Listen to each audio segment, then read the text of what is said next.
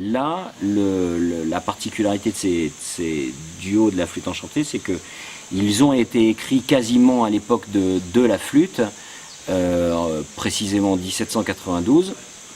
Et ils ont été écrits pour faire connaître à travers l'Europe les nouveaux airs de l'opéra de Mozart. Faut se remettre dans un contexte socio-culturel où évidemment monter un opéra qui a été écrit à Vienne, il se monte pas comme ça du jour au lendemain à Paris. Alors le meilleur moyen de faire connaître les airs a été à l'époque de le transcrire, en l'occurrence en ce qui concerne la flûte enchantée et Don Giovanni, de l'écrire pour 2 flûtes ou 2 violons, pour simplement faire connaître les airs les plus importants dans l'histoire de cet opéra.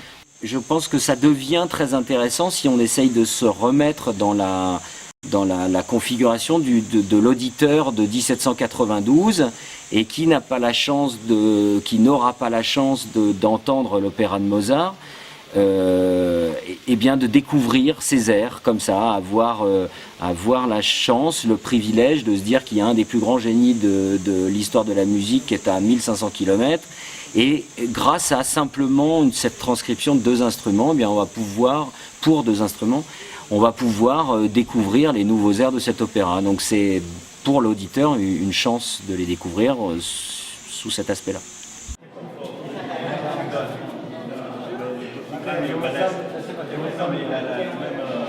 Mais voici que surgit la reine de la nuit, furieuse que Tamino soit passée à l'ennemi. Folle de rage contre Sarastro, elle remet à sa fille un poignard et lui ordonne d'en frapper Sarastro. Mon cœur aspire à la vengeance infernale, mort et désespoir m'encerclent de leurs flammes. Sarastro agonisera de ta main, sinon je te renierai à jamais.